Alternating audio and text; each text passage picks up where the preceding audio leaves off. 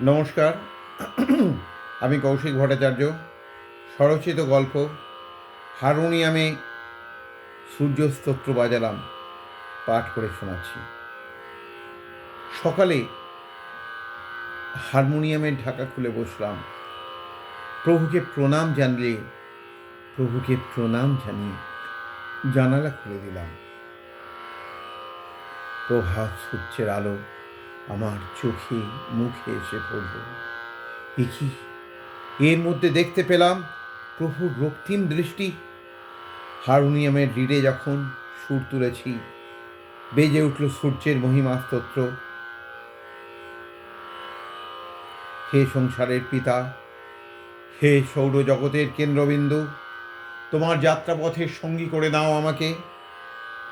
যে সোনার মায়া তোমার জ্ঞান থেকে দূরে রাখে, তার আবরণ ছিন্ন করে তোমার সত্যরূপ দেখাও।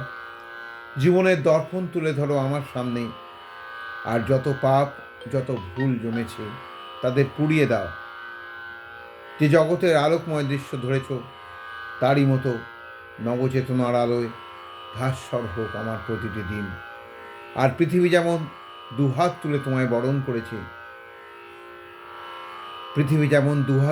বরণ করছে, ঠিক তেমনি প্রীতিপূর্ণ হৃদয় তারা যেন আমার বাণী শোনে।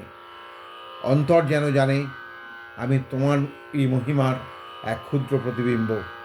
আমাকে দাও সেই সত্য দৃষ্টি, যাতে ভুল পথ চিনে তার থেকে দূরে থাকতে পারি। হে জ্যোতির্ময়, তোমাকে আমার জীবন সঁপে দিলাম। হে জ্যোতির্ময়, তোমাকে আমার জীবন সঁপে দিলাম। হে জ্যোতির্ময়, তোমাকে আমার জীবন সঁপে দিলাম।